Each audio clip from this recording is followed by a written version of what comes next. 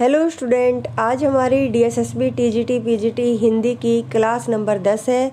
इससे पहले 9 क्लासें हो चुकी हैं। अगर आपने नहीं देखा है तो प्लेलिस्ट में जाकर देख सकते हैं। देखिए, मैंने आपको पढ़ाना आधुनिक काल से शुरू किया है, क्योंकि आधुनिक काल आते आते बच्चे बोर हो जाते हैं और इसको छोड़ देते हैं, और सबसे ज़्यादा रचनाएं यहीं से पूछी जाती हैं। इसलिए हम पहले आधुनिक काल को कंप्लीट करेंगे। आधुनिक काल में हम भारत हिंदू युग, द्विवेदी युग और छायावाद PYQ के साथ कंप्लीट कर चुके हैं। अगर आपने वो क्लासें नहीं देखी हैं तो उनको ज़रूर देखना। आज हम पढ़ेंगे प्रगतिवाद। प्रगतिवाद भी आज ही क्या है समाप्त हो जाएगा PYQ के साथ, और इसके बाद हम प्रयोगवाद करेंगे। ऐसे ही पूरे हिंदी साहित्य को कवर करेंगे। और आगे जो हमारी गद्य की विधाएं हैं वो वहाँ से प्रश्न पूछे जाते हैं। इनमें मैंने ज़्यादा रचनाएं किसी भी लेखक की नहीं लिखवाई हैं, सिर्फ हमारे जो काव्य संग्रह थे उनको ही करवाया है।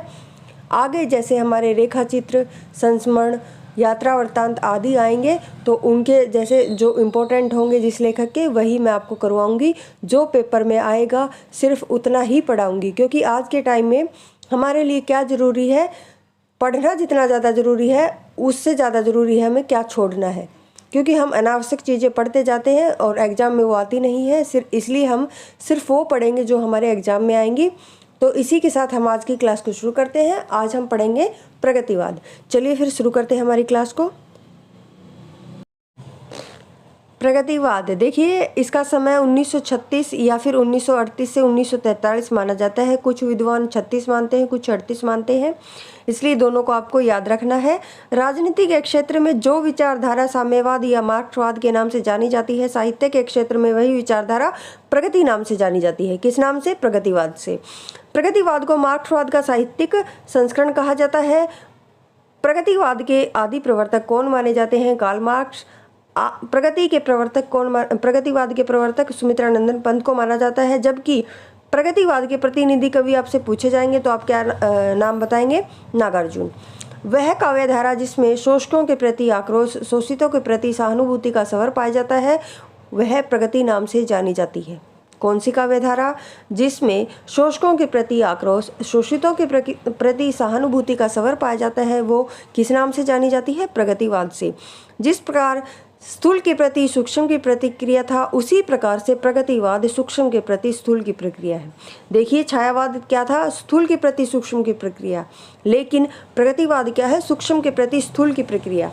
तो ये किसका कथन है? ये बाबू गुलाब राय का। 1935 में पेरिस में प्रगतिशील लेखक संघ का अधिवेशन आयोजित हुआ।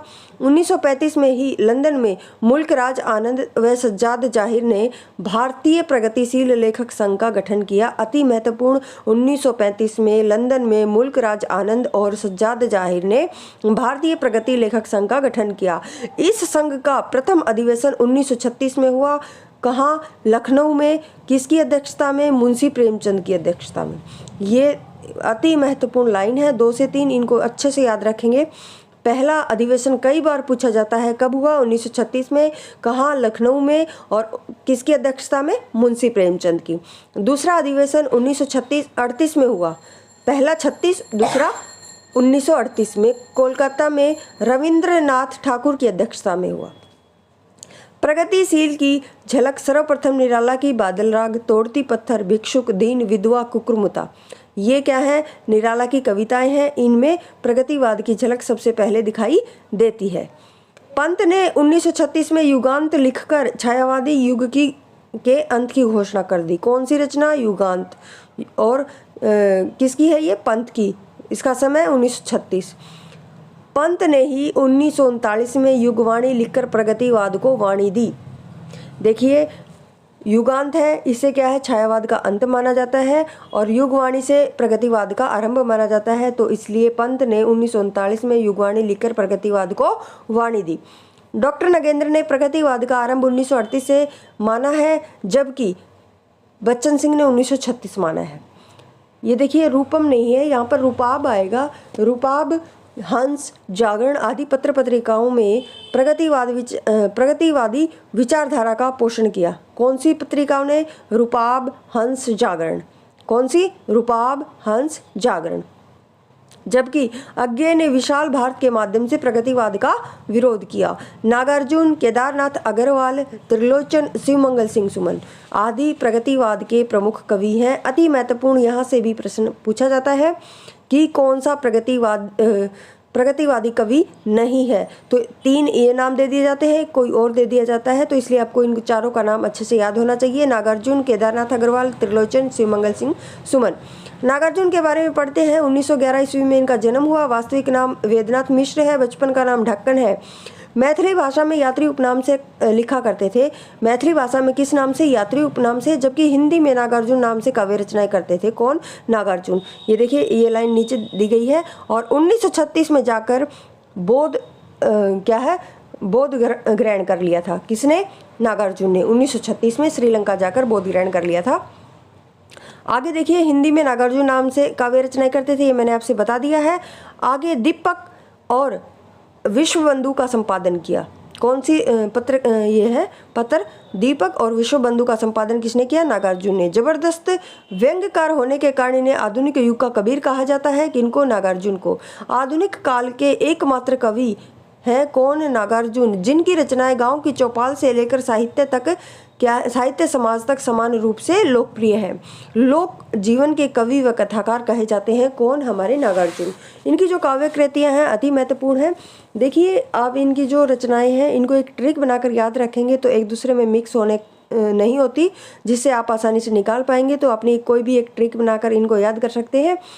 दूसरे की ट्रिक बनाई हुई थोड़ी सी याद करने में क्या है, कठिनाई आती है, इसलिए आप इनको खुद अपनी एक ट्रिक बनानी होगी। तो फिर पढ़ते हैं इनकी काव्य कृतियाँ कौन कौन सी हैं। नागार्जुन की युगधारा 1953, सतरंगे पंखों वाली प्यासी पथराई आंखें, तालाब की मछलियाँ, तुमने कहा था आखिर ऐसा क्या कह दिया मैंने, मैं मिलिट्री का बूढ़ा घोड़ा, पुरानी जुत्तियों का कोरस, हजार हजार बाहों वाली खिचड़ी, विप्लव देखा हमने, भस्मांकुर, अकाल में उसके बाद सिंदूर तिलंकित भाल। और नागार्जुन जो रचनावली है वो 7 खंडों में विभाजित है। कितने? 7 खंडों में। पत्रहीन नगरगाच, ये किसकी रचना है? नागार्जुन की। और ये मैथिली भाषा की रचना है और इसके लिए नागार्जुन को साहित्य अकादमी पुरस्कार मिला। किसके लिए? पत्रहीन नगरगाच के लिए। आगे है 1942 में विश्वबंधु साप्ताहिक पत्रिका का संपादन किया। विश्वबंधु क्या है? साप्ताहिक पत्रिका है। किसने संपादन किया? नागार्जुन ने। कब? 1942 में। घुमक्कड़ प्रवृत्ति का होने के कारण इन्हें राहुल सांकृत्यायन का लघु संस्करण कहा जाता है। देखिए, हमारे राहुल सांकृत्यायन है जो घुमक्कड़ प्रवृत्ति के थे, उसी का लघु संस्करण किसको माना जाता है? नागार्जुन को। डॉक्टर बच्चन सिंह ने इन्हें पीली पत्रकारिता का कवि कहा। उनकी कविताओं को नुक्कड़ कविता कहा। कई बार पूछा जाता है कि किन की कविताओं को नुक्कड़ कविता कहा जाता है, तो देखिए नागार्जुन की कविताओं को नुक्कड़ कविता कहा जाता है। आगे है केदारनाथ अग्रवाल, इन्हें प्रगतिवाद का पंथ केन का कवि कहा जाता है। किसको? केन का कवि तो कई बार पूछा गया है, केदारनाथ अग्रवाल को। इन्होंने प्रकृति का चित्रण किया है। पंथ पर पहाड़ी प्रकृति का काल्पनिक रंग है तो केदार पर गांव की प्रकृति का यथार्थवादी रंग है। ये किसके बारे में है? केदारनाथ अग्रवाल के बारे में है। देखिए, पंथ पर पहाड़ी प्रकृति का काल्पनिक रंग है तो केदार पर गांव की प्रकृति का यथार्थवादी रंग है। शोषक वर्ग को जनता का मांस नोचने वाला गिद्ध कहा। किसने? केदारनाथ अग्रवाल ने। 1986 में अपूर्वा काव्य संग्रह के लिए साहित्य अकादमी पुरस्कार मिला। अपूर्वा किसका ये काव्य संग्रह है? केदारनाथ अग्रवाल का। आगे है बुंदेलखंड का जीवन केदार की कविताओं में व्यक्त हुआ है। कहाँ का? बुंदेलखंड का जीवन है जो केदार की कविताओं में व्यक्त हुआ है। इनकी काव्य कृतियाँ नींद के बादल 1947, युग की गंगा 1947, फूल नहीं रंग बोलते हैं, आग का आईना, समय समय पर पंख और पतवार, हे मेरी तुम, मार प्यार की थापे, कहे केदार खरी खरी, बसंती, मांझी ना बजाओ बंसी, जमुना जल तुम, जो सिलाएं तोड़ते हैं, गुल मेहंदी। ये किसकी रचना है? केदारनाथ अग्रवाल की। फूल नहीं रंग बोलते हैं, इस पर इनको सोवियत नेहरू पुरस्कार मिला है। किनको? केदारनाथ अग्रवाल को। हे मेरी तुम पत्नी पर केंद्रित है। आगे त्रिलोचन शास्त्री, वास्तविक नाम इनका वासुदेव सिंह था। देखिए, वास्तविक नाम से कई बार प्रश्न पूछा जाता है तो इसलिए याद रखेंगे। त्रिलोचन शास्त्री, उनका वास्तविक नाम क्या था? वासुदेव था। धरतीपुत्र उनको कहा जाता है। किनको? त्रिलोचन शास्त्री को। बहुभाषा विज्ञ होने के कारण क्या है? यहाँ पर होने के कारण उनके नाम के साथ क्या है? शास्त्री जुड़ गया था। अंग्रेजी के छंद सोनेट को हिंदी में स्थापित करने का श्रेय इनको दिया जाता है। किनको? त्रिलोचन शास्त्री को। 1981 में ताप के ताए हुए दिन काव्य संग्रह के लिए साहित्य अकादमी पुरस्कार मिला। किसको? त्रिलोचन को। कौन सी रचना के लिए? ताप के ताए दिन काव्य संग्रह के लिए। कब? 1981 में। कौन सा पुरस्कार मिला? साहित्य अकादमी पुरस्कार। काव्य कृतियाँ देख लेते हैं। धरती 1945 प्रथम काव्य संग्रह था, और दिंगत, गुलाब और बुलबुल, शब्द, चैती, अमोला, मेरा घर, मैं उस जनपद का कवि हूँ, इंपॉर्टेंट रचना है।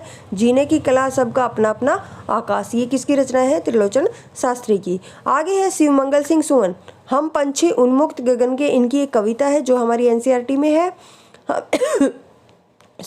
हमें न बांधो प्राचीरों से, इनकी प्रसिद्ध पंक्ति है। किनकी? शिवमंगल सिंह सुमन की। इनकी जो काव्य कृतियाँ हैं, हिलोल, प्रलय सर्जन, विश्वास बढ़ता ही गया, एशिया जाग उठा, पर आंख नहीं भरी, मिट्टी के बारात और वाणी की व्यथा, किसकी रचनाएं हैं? शिवमंगल सिंह सुमन की। आगे रांगे राघव है, इनका मूल नाम त्र्यंबक वीर राघवाचार्य है। किसका? रांगे राघव का। बहुमुखी प्रतिभा संपन्न साहित्यकार, कौन? रांगे राघव। इनके जो काव्य संग्रह है अजय खंडर, ये 3 शीर्षक हैं इसके। कौन कौन से? ललकार, झनकार, हुंकार, किसके? अजय खंडर के। किसकी रचना है ये? रांगे राघव की। आगे है मेधावी पांचाली, राह के दीपक। आगे प्रगतिवाद की विशेषताएं या प्रवृत्तियां देख लेते हैं। यहाँ से पूछा जाता है कि कौन सी प्रवृत्ति प्रगतिवाद की नहीं है, तो इसलिए याद रखना जरूरी है। इनको 2 से 3 बार आप देखोगे तो ये याद हो जाएंगी। मार्क्सवाद का गुणगान किया गया है। शोषितों के प्रति सहानुभूति, शोषकों के प्रति आक्रोश, पूंजीवाद का विरोध, वर्ग संघर्ष की अवधारणा का प्रतिपादन, क्रांति का आह्वान, स्पष्टवादिता, सामाजिक यथार्थ की अभिव्यक्ति, धर्म एवं नैतिकता का विरोध, रूस का गुणगान, इसमें किया गया है। किसमें? प्रगतिवाद में। अब शुरू होते हैं हमारे प्रगतिवाद के PYQ। जनता मुझसे पूछ रही है, क्या बतलाऊं मैं जन कवि हूँ। यहाँ पर आएगा मैं जन कवि हूँ, जन कवि हूँ मैं, यहाँ पर जन आएगा। जन कवि हूँ मैं, साफ कहूँगा क्यों हकलाऊं। जनता मुझसे पूछ रही है, क्या बतलाऊं मैं जन कवि हूँ मैं, साफ कहूँगा क्यों हकलाऊं। किसकी पंक्तियां हैं? नागार्जुन की। आगे है युग की गंगा, केदारनाथ अग्रवाल का काव्य संग्रह है। और युग धारा, प्यासी पथराई आंखें, तुमने कहा था, किसकी है? नागार्जुन की। प्रगतिवादी आंदोलन के सैनिक रूप का उल्लेख किस साहित्यकार ने किया? तो मुक्तिबोध ने किया। तुम्हें सोचता हूँ, त्रिलोचन शास्त्री का काव्य संग्रह है। क्या? तुम्हें सोचता हूँ। यांत्रिक भौतिकवाद तत्व मार्क्सवादी चिंतन के पक्ष में नहीं है, जबकि आधार और अधिरचना, वर्ग संघर्ष तथा प्रतिनिधि पात्र मार्क्सवादी चिंतन के तत्व हैं। कार्ल मार्क्स की साम्यवादी विचारधारा ही मार्क्सवादी विचारधारा के नाम से जानी जाती है। बादलों को घिरते देखा है में नागार्जुन का बादल कल्पना प्रस्तुत नहीं है। इसमें क्या है? किन्नर के स्वच्छंद जीवन के अनुभूत्यात्मक चित्र हैं। किसमें? बादलों को घिरते देखा है, किसकी रचना है? नागार्जुन की। नागार्जुन को प्रगतिवाद का शलाका पुरुष कहा जाता है। नींद के बादल काव्य संग्रह केदारनाथ अग्रवाल का है। वह चिड़िया जो, ये कविता है, हमारी एनसीईआरटी में भी है। और इसके रचयिता कौन है? केदारनाथ अग्रवाल, जो एक प्रगतिवादी कवि हैं। कैसे कवि हैं केदारनाथ अग्रवाल? प्रगतिवादी। कितना सौभाग्यशाली वह समुद्र जिस पर्वतराज हिमालय की इन 2 बेटियों का हाथ पकड़ने का श्रेय मिला। जिनको, तो ये कहाँ से ली गई है? ये हिमालय की बेटियां एक पाठ है हमारा एनसीईआरटी में, जो किसका है? नागार्जुन का। वहाँ से ये पंक्तियाँ ली गई हैं। और हिमालय की जिन 2 बेटियों का वर्णन इसमें किया गया है, वो कौन सी नदी है? सिंधु और ब्रह्मपुत्र है। आगे है मार्क्सवादी चिंतन से प्रभावित हिंदी की प्रमुख साहित्य परंपरा प्रगतिवाद है। वैद्यनाथ मिश्र नागार्जुन का वास्तविक नाम है। आज नदी बिल्कुल उदास थी, सोई थी अपने पानी में। किसकी है ये? केदारनाथ अग्रवाल की पंक्ति है। आगे सत्य कथन है। देखिए, द्वंद्वात्मक भौतिकवाद मार्क्सवाद का क्या है? दार्शनिक दृष्टिकोण है। मार्क्सवादी साहित्य चिंतन के मूल उद्देश्य कला और साहित्य को समाज का परखता एवं ऐतिहासिक परिप्रेक्ष्य में उसकी अवधारणा के साथ सृजना माना जाता है। देखिए यहाँ पर आएगा माना जाता है, माने जा सकते हैं। तो ये हमारा क्या है? सही कथन है। आगे डॉक्टर नगेंद्र ने प्रगतिवाद का आरंभ सन 1936 से माना है। नगेंद्र ने कब माना है? 1936 से। निज के ही उन्माद परिमल के पीछे डेविड होकर वक्तव्य का तात्पर्य क्या है? अपनी ही अंत्य शक्ति को न समझ पाने से व्यर्थ भटकना। यह पंक्ति बादलों को घिरते देखा है, ये रचना किसकी है? नागार्जुन की है, यहाँ से ली गई है। ये देखिए रचने की जगह रचना आएगा, किससे ली गई है? बादलों को घिरते देखा है, किसकी है? नागार्जुन की। यहाँ से ये पंक्तियाँ ली गई हैं। आगे है फूल नहीं रंग बोलते, केदारनाथ अग्रवाल का काव्य संग्रह है। शिव मंगल सिंह सुमन प्रमुख क्या है? प्रगतिशील कवि हैं। ये मैंने आपसे बताया था, ये 4 कवि हैं, इनको आप अच्छे से याद रखेंगे।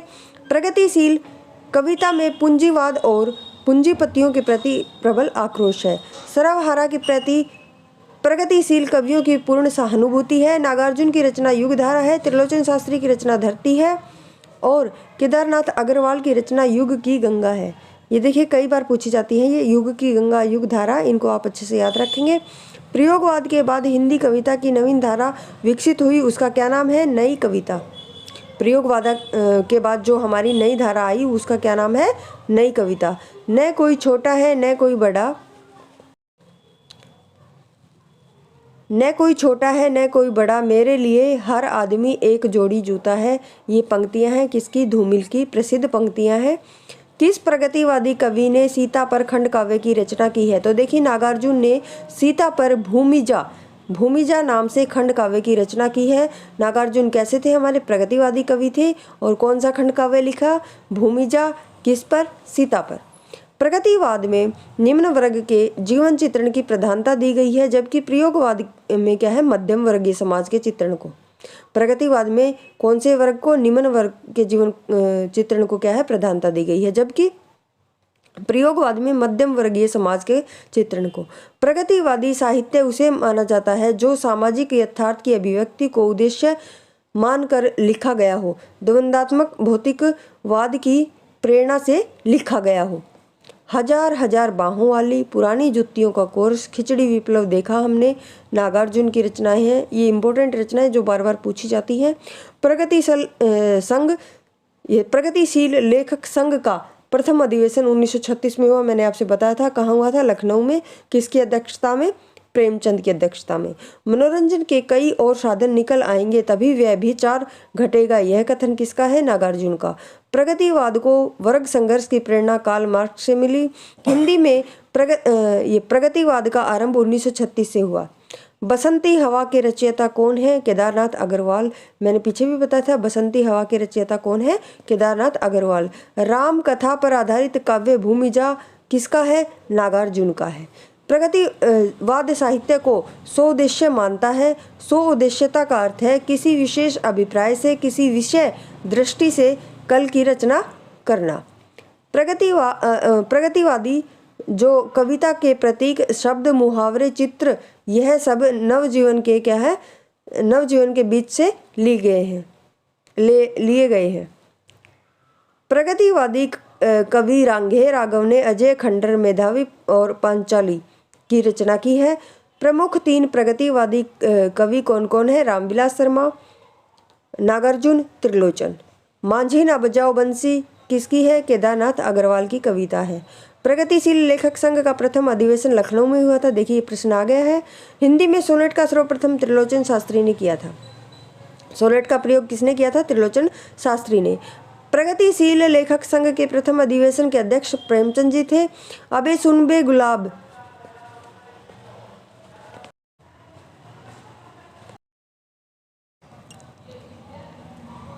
अबे सुन बे गुलाब, भूल मत गर पाई खुशबू रंगो आब। यह पंक्तियां निराला की कुकुरमुता नामक कविता से ली गई है, जो प्रगतिवादी कविता है। कौन सी? कुकुरमुता। एक हथौड़ा वाला घर में और हुआ, केदारनाथ अग्रवाल की क्या है? ये पंक्ति है। हरिजन गाथा नागार्जुन की रचना है और नागार्जुन 1911 ईस्वी में इनका जन्म हुआ था। त्रिलोचन शास्त्री का 1917 में हुआ था। प्रगतिशील लेखक संघ की स्थापना लंदन में मुल्क राज आनंद तथा सज्जाद जाहिर के प्रयत्न से हुई। आगे है प्रगतिवादी काव्य सृष्टि वर्ग चेतना प्रधान है, जबकि प्रयोगवाद व्यक्तिक यथार्थ प्रधान है। युग की गंगा, नींद के बादल, आग का झरना केदारनाथ अग्रवाल की रचनाएं हैं। कौन सी? देखिए, आग का झरना भी इसमें पूछी गई थी। हिंदी साहित्य में मार्क्सवादी चेतना की अभिव्यक्ति किस धारा में देखने को मिलती है? उस धारा को प्रगतिवाद कहा जाता है। नागार्जुन प्रगतिवादी काव्यधारा के क्या थे? कवि। प्रगतिवाद की प्रवृत्तियाँ देखिए, पहली है सामाजिकता का आग्रह, शोषित वर्ग के प्रति सहानुभूति, शोषक वर्ग के प्रति घृणा, जन सामान्य के प्रति लोक मंगल की कामना, पूंजीवादी व्यवस्था और प्रवृत्ति का विरोध, सामाजिक चेतना और भाव बोध का लक्ष्य।